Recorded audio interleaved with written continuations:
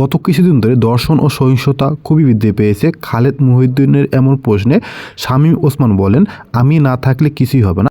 কিন্তু আমাদের দেশের বর্তমান পরিস্থিতিতে শেখ হাসিনাকে বারবার দরকার।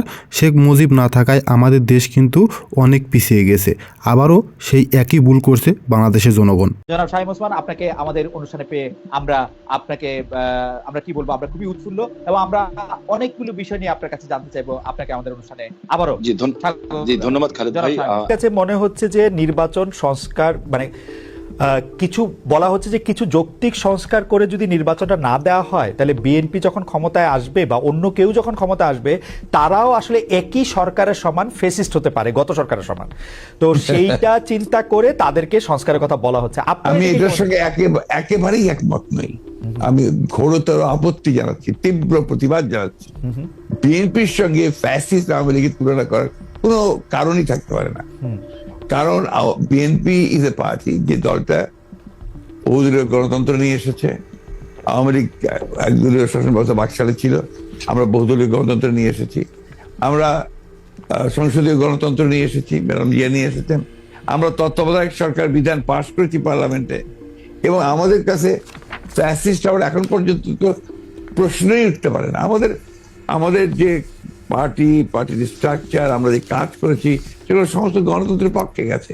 এবং 14 বছর লড়াই করেছি তো ফ্যাসিস্ট হওয়ার জন্য নয়, গণতন্ত্রকে প্রতিষ্ঠা করবার জন্য। সুতরাং এই কথাগুলো যখন বলা হয়, তখন এই কথাগুলো আমার কাছে মনে হয় যেটা আপনার শুধুমাত্র হয় কথার কথা বলার জন্য বলা হয়, অথবা বিএনপিকে আপনার ছোট করে খাটো করে দেখানোর চেষ্টা করা হয়। কিন্তু এইখানে তো পাশাপাশি আরো দুইটা সত্য আছে। একটা সত্য হচ্ছে যে বিএনপিও তো আসলে ক্ষমতায় ভারসাম্যের কথা বলছে, এবং সেই ক্ষমতায় ভারসাম্যের কথা বলতে গিয়ে এই প্রধানমন্ত্রী, উপপ্রধানমন্ত্রী, রাষ্ট্রপতি, উপরাষ্ট্রপতি জাতীয় সংস্কারের কথা বলছে। এই বিষয়টি যেমন আছে, এবং বিএনপিও রাষ্ট্র ক্ষমতায় ছিল, তখনও বিএনপিতে আসলে ক্ষমতার ভারসাম্য আছে কিনা সেটা নিয়ে প্রশ্ন উঠেছে। আবার আপনি যদি আমাকে অনুমতি দেন, আমি বলবো যে বিএনপির একজন খুব গুরুত্বপূর্ণ শীর্ষস্থানীয় নেতা জনাব মওদুদ আহমেদ, আমি তাকে কোট করছি, তিনি লিখেছিলেন, আমরা ক্ষমতায় গেলে বিএনপি সাফল্য হবে আরো কম, কারণ দলটি শাসন কৌশলে কোনো উন্নতি হয়নি, দলটিতে নেই কোনো আত্মোপলব্ধি এবং আত্মসংশোধন শব্দ দুটির অস্তিত্ব। অর্থাৎ এরকম কথা কিন্তু আছে। মওদুদ আহমেদের কথাই যে আপনার চূড়ান্ত কথা তা তো নয়। জি, মওদুদ আহমেদ তার দৃষ্টিকোণ থেকে তিনি ওই কথাগুলো বলেছেন। আমি তো মনে করি যে কথাগুলো সঠিক নয়। বিএনপি একটা পার্টি, যে পার্টিটা আপনাকে গণতন্ত্রকে রিইন্ট্রোডিউস করেছে, মাল্টি পার্টি সিস্টেম ইন্ট্রোডিউস করেছে, আগে আমি বললাম, আর রিপিট করতে চাই না। তো বিএনপিকে ওই দলের সঙ্গে বা ফেডারেশনের সঙ্গে তুলনা করাটাকে আমি মনে করি এটা একটা সঠিক তো নয়। আমি মনে করি এটা একটা উদ্দেশ্য প্রণোদিত। শামীম ভাই, গত কয়েকদিন ধরে যেটা হয়েছে যে আমাদের প্রধান সংবাদে পরিণত হয়েছে ধর্ষণ এবং এই সংক্রান্ত সহিংসতা। আপনি বক্তৃতায় বলেন, আপনার চেয়ে বড় মাস্তান আর নাই, অন্য দলকে সামলাতে পুলিশ বা অন্য বাহিনীর দরকার নাই আপনার। আপনি তো একা নন, নিশ্চয়ই বাংলাদেশের সবগুলি জায়গায় আপনার মতো এরকম, আমি যদি মাস্তান শব্দটি ব্যবহার নাও করি, এরকম রয়েছে। তারপরও এই ধর্ষণ এবং এই সংক্রান্ত সহিংসতা কেন হচ্ছে? আমি না থাকলে দেশে কিচ্ছু হবে না, কিচ্ছু হবে না। খালেদ ভাই, হয়তো আপনার কাছে এক সময় মনে হবে, আরে শামীম ভাইয়ের সাথে কথা বলছিলাম, লোকটা ভালো ছিল কিংবা খারাপ ছিল, একটা কমেন্টস করবেন। বাট ফর দিস কান্ট্রি আমার মনে হয় যে আমরা শেখ হাসিনাকে দরকার, এবং দরকার আমাদের আগামী প্রজন্মের জন্য, আপনার আমার সন্তানের জন্য। বঙ্গবন্ধুকে হারিয়ে আমরা অনেক পিছিয়ে গেছি, এখন ওনাকে দরকার। আমি বলতে চাচ্ছি যে একজন সাধারণ মানুষ হিসাবে, একজন কন্যার বাবা হিসাবে, একজন মায়ের সন্তান হিসাবে, একজন স্ত্রীর স্বামী হিসাবে, একজন বোনের ভাই হিসাবে, এবং আমি মনে করি আমি আর আপনার অনুভূতির মধ্যে এখানে কোনো পার্থক্য নাই, যারা আমরা মনুষ্যত্ব নিয়ে চলি। আপনি আপনার জায়গা থেকে মনুষ্যত্ব নিয়ে আজকে এই ব্যাপারে লড়াই করছেন, কথা বলছেন, আমি আমার জায়গার থেকে মনুষ্যত্ব নিয়ে এই জায়গায় লড়াই করছি। আর সেই মনুষ্যত্ব থেকে একজন পুরুষ হিসাবে আমি প্রথমেই ক্ষমা চেয়ে নিচ্ছি সারা পৃথিবীতে, এবং বিশেষ করে বাংলাদেশে যারা ধর্ষিত হয়েছেন এই পুরুষ সমাজ দ্বারা এবং নিগৃহীত হয়েছেন।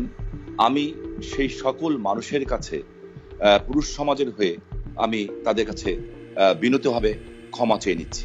এই যে যাদের উপরে ঘটছে, তাদের যে আত্মচিৎকার, তাদের যে মানে মনের ভিতরে ক্ষোভ, তাদের যে সম্ভ্রমহানি, যে কতটুকু নির্দয়ভাবে তাদেরকে ধর্ষিত হতে হয়, যার কারণে অধিকাংশ ধর্ষিতাই কিন্তু শেষ পর্যন্ত নিজের জীবনটাকেই ছেড়ে দিতে হয়, এবং অনেকেই শুধু ধর্ষিত তো দূরের কথা, ইভটিজিং এর কারণেও কিন্তু পৃথিবীতে বহু মানুষকে, এবং বাংলাদেশেও আমরা দেখেছি অনেকে কিন্তু আত্মহত্যার পথও বেছে নিতে হয়। আচ্ছা, আরেকটি ব্যাপার, সেটি হচ্ছে আমার আগেকার প্রশ্নের সাথে সম্পর্কিত, যে গণ অভ্যুত্থানের মুখে শেখ হাসিনার দেশ ছেড়ে পলায়ন, আওয়ামী লীগের নিষ্ক্রিয়তা এক ধরনের, মানে আওয়ামী লীগ দেশের রাজনৈতিক প্রেক্ষাপট থেকে বাদ হয়ে গেছে, কেউ কেউ আমাদের মিডিয়ার ভাষায় কেউ কেউ বলছেন যে একটা -1 হয়ে গেছে। অন্তর্বর্তী সরকারকে নিয়ে কোনো -2 সংখ্যা কি আছে? কেন এই প্রশ্নটি উঠছে সেটিও আমি বলি, যেটা কিছুটা আপনি আগেই প্রশ্ন করেছেন যে আওয়ামী লীগ আমলে কিন্তু আমরা দেখেছিলাম যে বেগম খালেদা জিয়ার চিকিৎসার জন্য বারবার বলা হচ্ছিল, কিন্তু 3.5 মাস পরেও বেগম জিয়া এখনো দেশে আছেন, তারেক রহমান সাহেব এখনো দেশে ফিরেন নাই।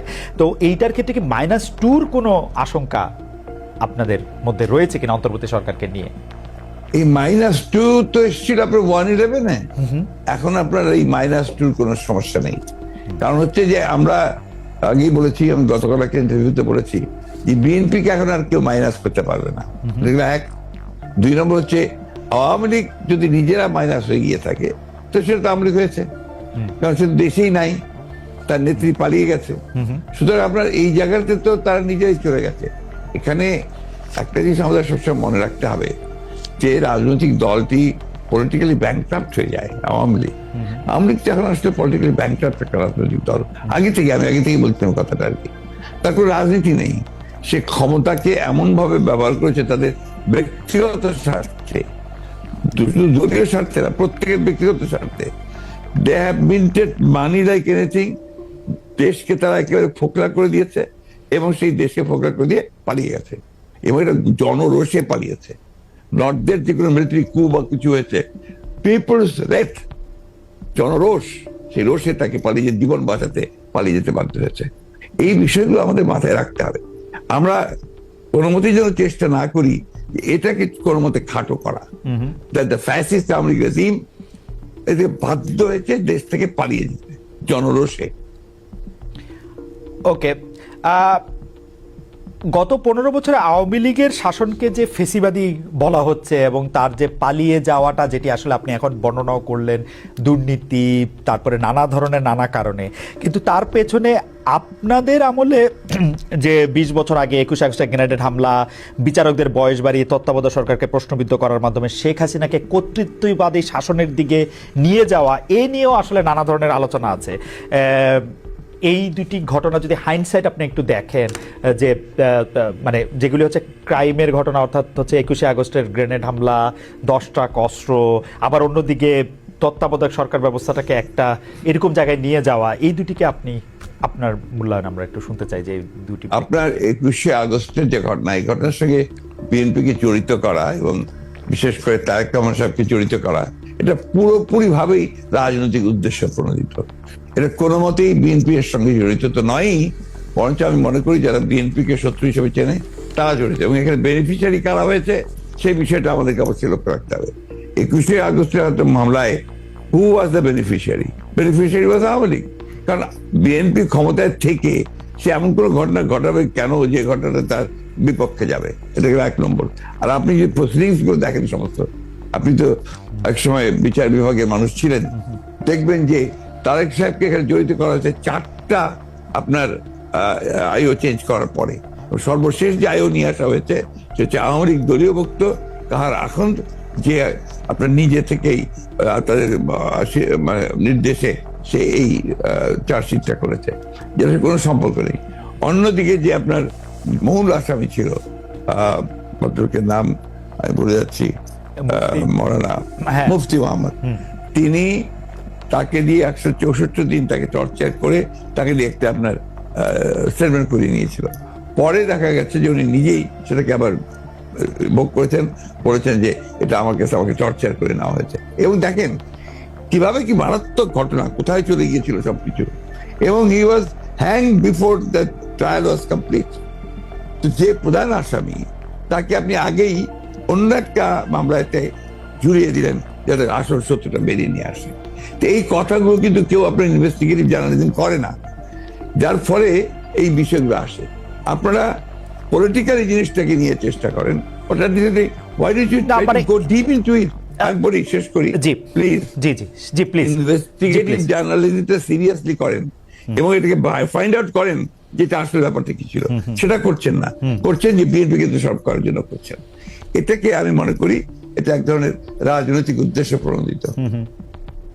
ওকে।